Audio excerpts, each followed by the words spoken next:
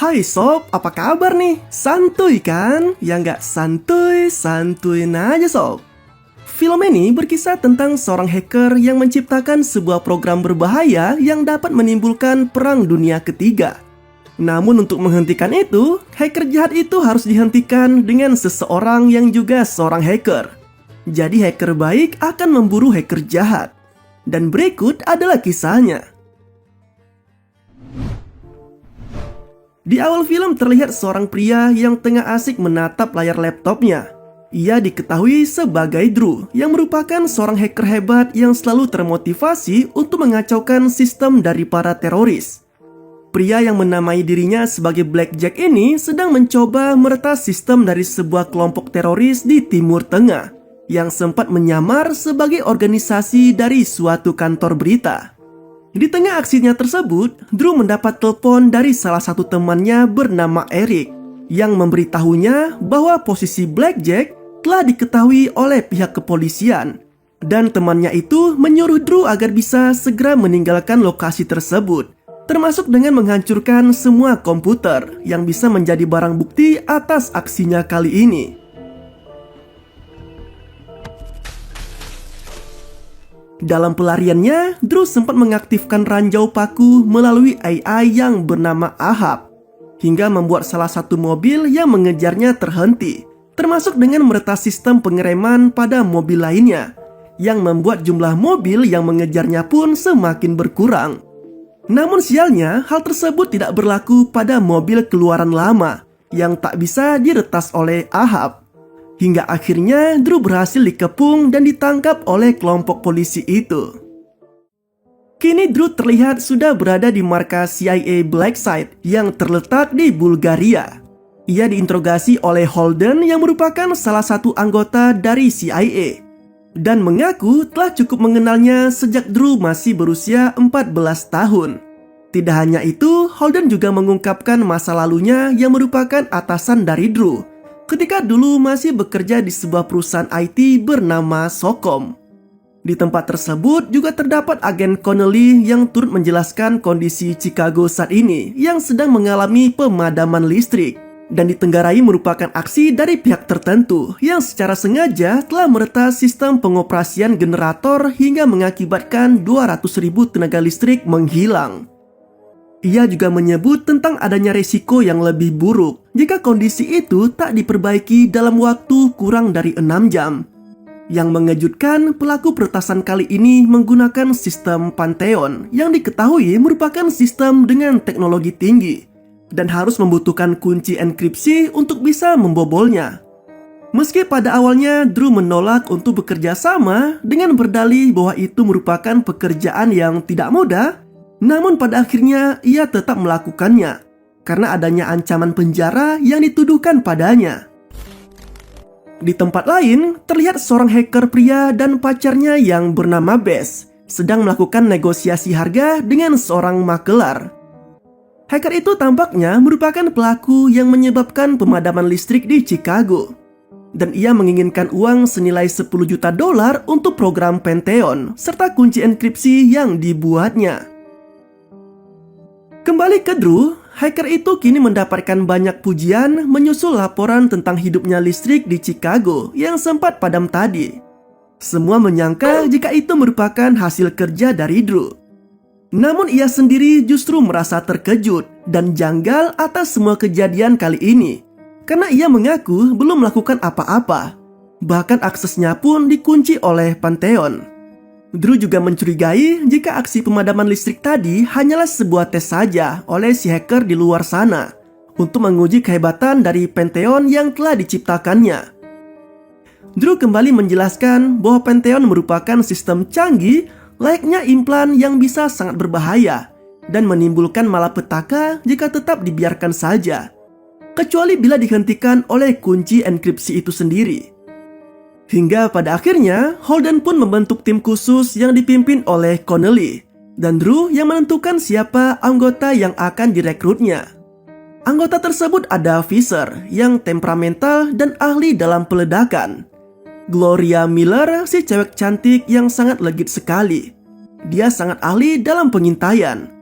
serta Dimitri, mantan KGB, sekaligus juga pernah menjadi rekan Fisher di aksi mereka sebelumnya.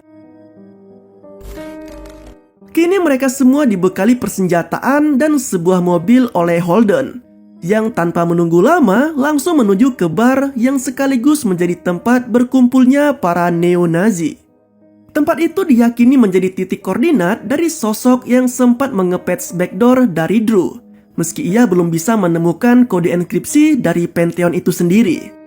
Dan tujuannya kali ini adalah untuk bisa meretas komputer di sana demi mendapatkan petunjuk yang ia butuhkan.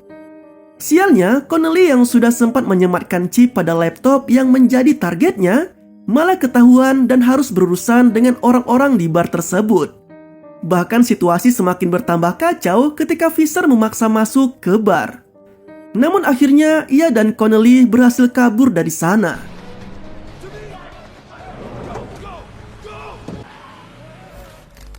Sementara itu di sisi lain, hacker yang menjadi dalang dari aksi pemadaman listrik di Chicago tempo hari kini mendapat telepon dari pemilik laptop di bar tadi yang menjelaskan tentang semua kejadian yang baru saja dialaminya.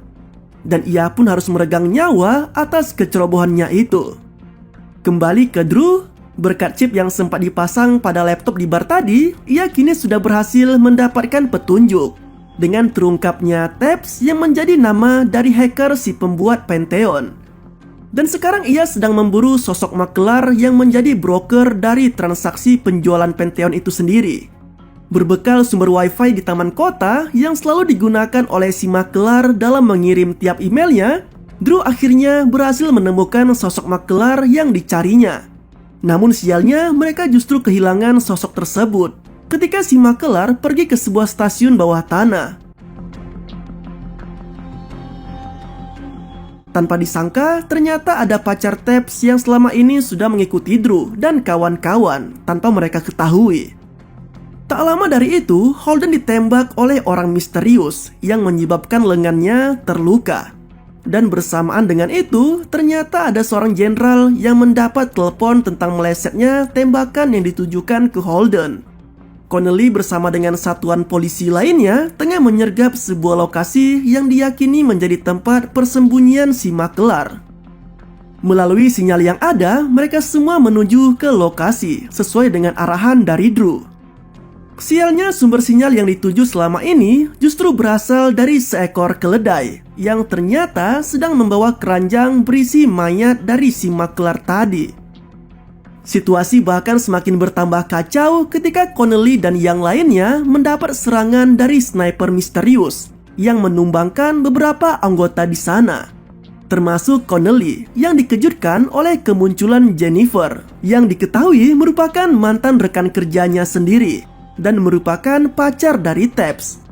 Dia pun tanpa ragu menghabisi Connelly. Di sisi lain, terlihat Tabs yang sedang berbincang serius dengan sang jenderal. Dari sana diketahui bahwa jenderal tersebut ternyata menaruh dendam pribadi dengan Moskow, dan Tabs nampaknya bisa menjadi perantara untuk melampiaskan dendamnya tersebut. Saat perbincangan tentang harga dari Pantheon belum disepakati, tiba-tiba pacarnya datang dan Tabs meminta pacarnya untuk menghabisi jenderal itu. Namun secara mengejutkan, pacarnya itu ternyata telah bersekongkol dengan sang jenderal hanya karena ia dibayar 2 kali lebih besar dari bayaran yang diberikan oleh Tabs. Sementara itu, Pentagon mengirimkan data lengkap dari target buruan Holden, dan terungkaplah data asli dari pacar si hacker yang bernama Bettina Beskarkov, yang menjadi mata-mata sekaligus aset Rusia yang sangat berharga. Wanita itu juga dilaporkan telah bekerja untuk seorang jenderal bernama Konstantin, yang diketahui telah meninggalkan Rusia saat runtuhnya tembok Berlin. Jenderal itu juga kini diketahui menjadi pemimpin dari sepertiga pasukan bersenjata di Bulgaria. Dari semua data tersebut, maka bisa disimpulkan bahwa Konstantin sangat berpotensi untuk memicu terjadinya Perang Dunia Ketiga bila ia berhasil mendapatkan kunci enkripsinya dari Pantheon. Tak lama dari itu, tiba-tiba semua listrik di Bulgaria padam, yang merupakan salah satu aksi dari Tabs yang kini berada di bawah kendali Konstantin. Menyadari situasi yang semakin genting, Drew kembali menghubungi Eric untuk mencari tahu petunjuk apapun tentang Tabs. Hingga kemudian didapatlah fakta menarik tentang rokok elektrik yang selama ini selalu digunakan oleh hacker tersebut. Drew meyakini jika produk rokok elektrik yang digunakan Tabs merupakan buatan Cina yang telah tertanam backdoor di dalamnya. Dan itu bisa menjadi celah untuk bisa mengetahui lokasi dari Tabs. Setelah mendapatkan titik koordinat yang diyakini menjadi lokasi Tabs, Drew dan yang lainnya kini menuju ke tempat tersebut yang merupakan lokasi pembangkit listrik di Bulgaria. Meski dijaga ketat oleh banyak pasukan bersenjata, namun hebatnya Gloria mampu menunjukkan kehebatannya dalam menggunakan sniper. Wanita itu sukses menumbangkan 2 penjaga hanya dalam 1 tembakan saja. Dengan perlahan, semuanya berhasil menyelinap masuk. Hingga kemudian, Drew pun masuk ke salah satu ruang generator dan menemukan sebuah komputer yang memberikannya akses untuk meretas sistem di sana. Dari sinilah akhirnya diketahui bahwa Tabs telah menyeting Pantheon dengan merubah arah saluran gas menuju ke kota, yang dipastikan bisa memicu ledakan besar di kota tersebut. Di saat yang sama, Tabs langsung menyadari adanya penyelinap yang telah masuk ke mainframe dari sistemnya. Hal itu juga membuat Konstantin langsung mengecek semua tempat di sana untuk memastikan kebenaran tersebut. Sementara itu, Fisher dan Dimitri yang mengenakan seragam penjaga malah diberi kejutan oleh beberapa penjaga lainnya yang ternyata telah menyiapkan acara ulang tahun untuk rekan mereka. Sontak saja, kejutan itu malah disambut Fisher dengan berondongan tembakan yang membuat semua penjaga di ruangan tersebut berjatuhan.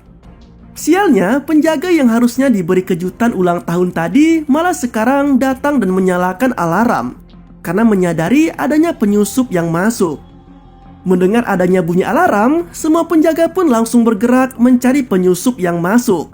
Tak terkecuali dengan beberapa penjaga yang tadinya sempat mengawasi Tabs di ruangannya.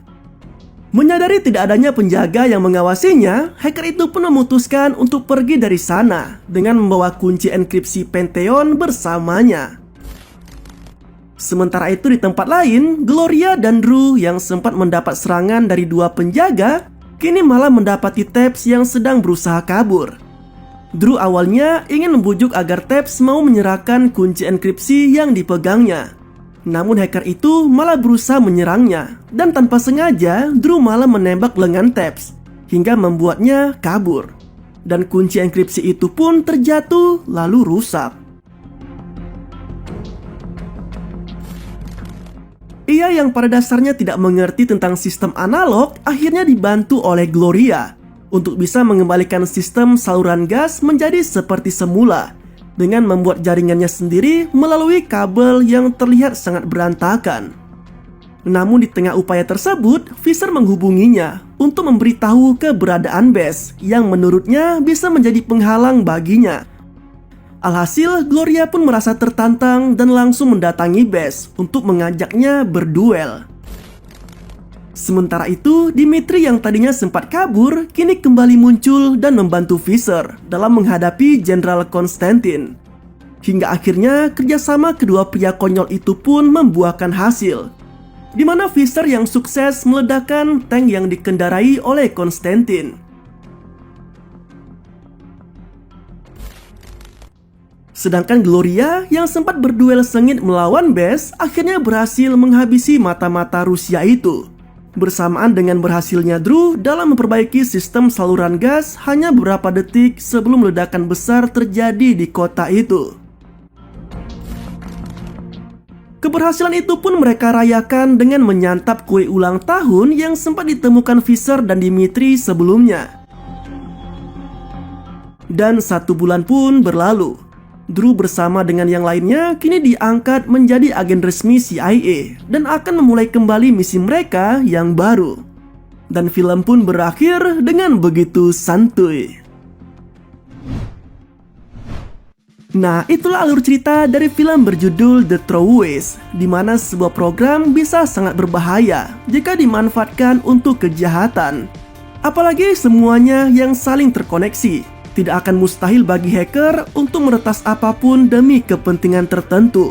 Terima kasih telah menonton video ini. Sampai jumpa pada video mantap selanjutnya. Yoi banget gitu.